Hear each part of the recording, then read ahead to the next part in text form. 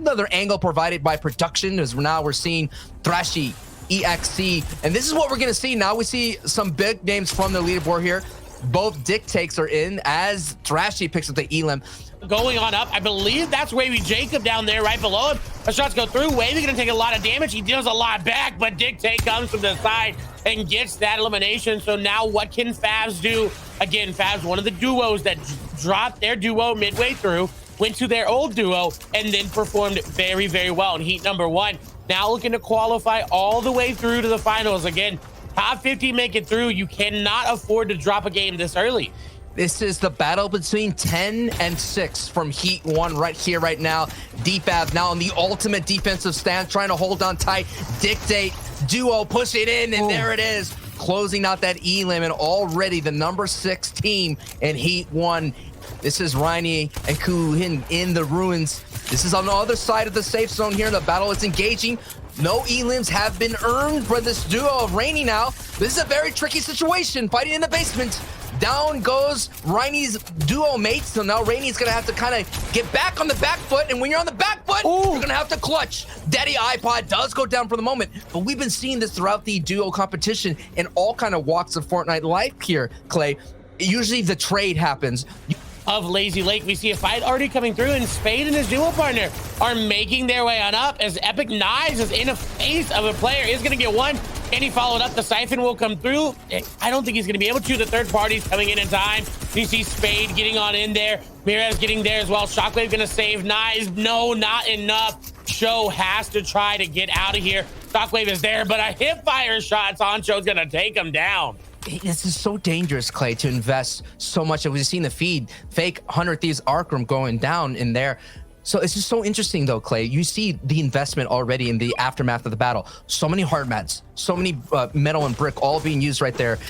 While they still can, as we saw the snipe, unfortunately not going to connect there. Foxity and Combo Wombo in a very bad site. Unsalty and FJAA are just going to continue to push in. And you talk about how careful you have to be. The solo is still there. The solo is still putting pressure down. If he gets a lucky snipe, if he gets a lucky couple of AR tags, you're going to lose a lot of HP, just like FJAA did there to Combo Wombo. And now Unsightly has to try to clutch it up. Foxity there as well to help with the backup there for Unsightly, but and that's usually a sign, Clay, that rotations start early when they see Stark at play. And Falty now makes the error of using the crash pad to get away, and that's usually an easy tracking play, and Love capitalizes to get that 5-point Elim. And he should have known by how much damage he took just rotating on the ground that that play was not the one to make. As soon as he made it, you saw it. You're right. It was not the wave. The tidal wave not there for him. He couldn't get away, couldn't get the ball rolling. And again, now we talk about having to play from behind. They have to play from behind. No points there on them, and we'll have to get creative as we move over to Riggs and Ammo. They're going into the vault, but look at ambush has been set up. They're going to fall for it. The shots are there, but they're ready. The LMGs are too much. Llama and Frosted Aim going to be good, but Ammo has full HP. He still can get out of this, and there's a player up above that could bring a car down here. The chaos that could ensue is absolutely insane. Aim and Lava, though, are trying to get out. They're trying to back out of this vault and just spray, because eventually they are going to run out of mats. They are eventually going to run out of options, and there's their only option is to use that toilet to get out and unfortunately lose their teammate. But again, talk about the third party up above. There they are, Sancho. They are here to play. Yeah, and Luis has been cooking up in the Elim feed, getting a lot of ones, so it's a very dangerous one. Now Ammo is going to decide to retreat. And Entropy seems to have an epic pump shotgun, so he can put a lot of damage back. Nexy trying to get in, already used all the harpoon, does not have anything to get in those walls. Entropy is just leading them on a wild goose chase. Up, down, around he goes, and I think Mars was almost able to get that pickaxe on him. Unfortunately, not able to get the elimination. Entropy does fall. Believe playing by themselves down below. All of these players, 100 damage above Storm Surge, 300 damage there for EXE.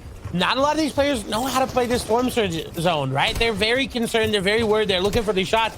Luckily for the players that we're watching, Sancho, they are above. Of course, Storm is going to be that factor to eliminate or to create so much pressure on the players that are being uber passive. It will turn off once the player count on your top left of your screen goes down to 50, so it's gonna be very, very shortly. So here in the semifinals, it's interesting to see it early on. Now we're gonna take a look at Zayton Saf on your left here, already positioning on the north side alongside with Llama and his duo mate. And there, they, for some reason, by maybe a magic 8-ball that they have in their back pocket, Clay, they're able to pull zone priority, and the half in and half out goes towards Zayt and Saf and Frosty and their duo mate. Yeah, and reminder, Zayt and Saf are always landing over here at Doom's domain. Don't know exactly where they landed this time around, but you got to assume it was somewhere nearby. So they have not really had to move, as Dowboys is going to fall, meaning Likura unfortunately falling earlier. That harpoon coming in though, Sancho, you know I love to see the plays made with that.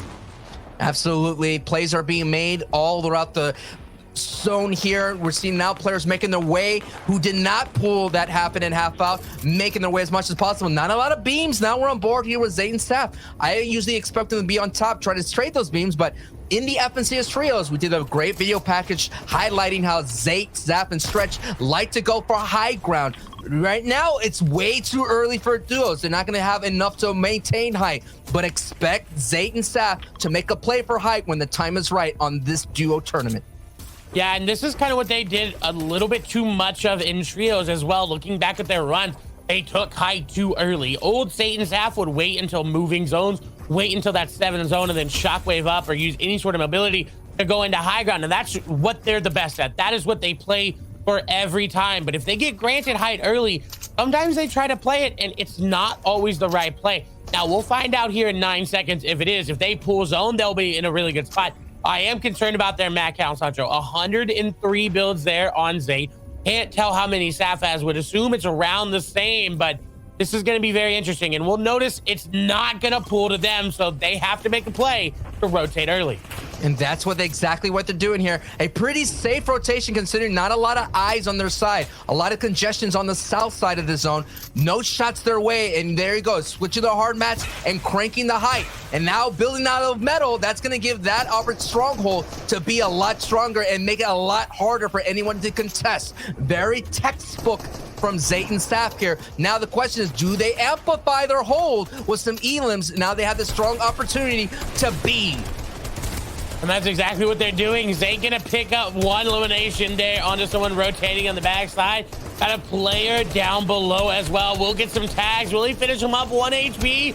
They just need to get one more. No, it's gonna get yoinked away by Marzo W there, as EXE and Trashy are making their way through the mid ground. A wall gonna get taken, but no piece control there for them. And unfortunately, now they're gonna be the ones cut off. Actually, piece control is there. Daddy iPod is calling for his mommy right now, because unfortunately, looks like he is gonna go down.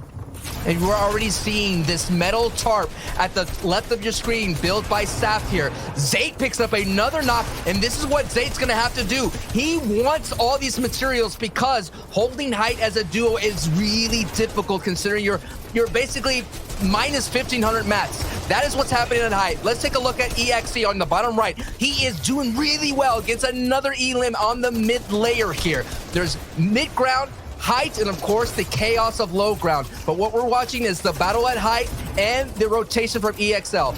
On the left side of your scene, you're seeing Saf already kind of leading the way, and he's going to do his best to connect. As you're seeing that, it's actually latching and moving up to start industry here, Clay. It is, and luckily enough for everybody, this is a spot where it's kind of on, kind of off, but it's starting to pull all the way up, and that's just going to be an easy win for Zayt and Saf, and they know that. Look at how far ahead they're going. They are going so far up. Luckily, this is kind of an incline on the zone, so people can naturally walk up like Llama and Dictate are doing, but the pressure from Zayt and Saf may just be too much. It may be so hard to overcome, but EXE and Trashy are doing that. They've overcome so much. 6 eliminations right now, and they're looking for more. They're looking for more. Now the zone is still pushing more on the southeast side of things, and Saf goes down. I was about to say, they're all that expending on these rotates, holding on height, costs them enough, and down goes Saf as Dictate brothers are going against one of the dictators, quote unquote, in the scene, and down goes Zayt. Dictate and Dictate take out Zayt.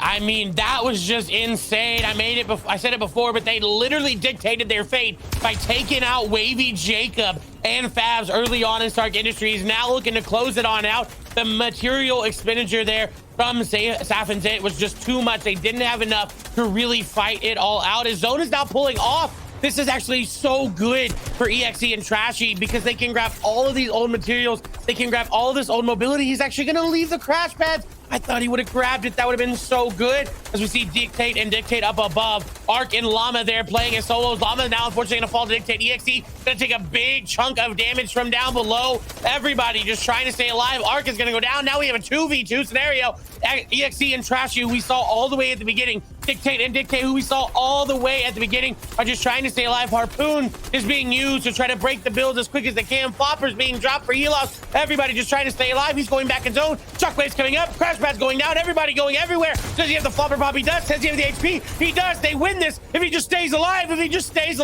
they win. EXE gets another Flopper off. Dictate going down. Dictate going down. Dictate will go down. A Flopper was popped. That should be it. Dictate actually, no, he got the siphon on Trashy. He has to drop down. He has to try to make a play. So he does. He does. He makes the play. 7 eliminations. The crazy Shockwave down. The player that was able to get the victory royale, going to be up on top, and there they are. Zen, Trashy, AST, EXE is going to be up on top with 125 points right now. It looks like they actually already got another game in and were eliminated on drop, right, or close to drop right there. So they do have 2 games between the two of them. Little XX and Alithi is going to be holding out in second place right now with 3 games playing between the two of them.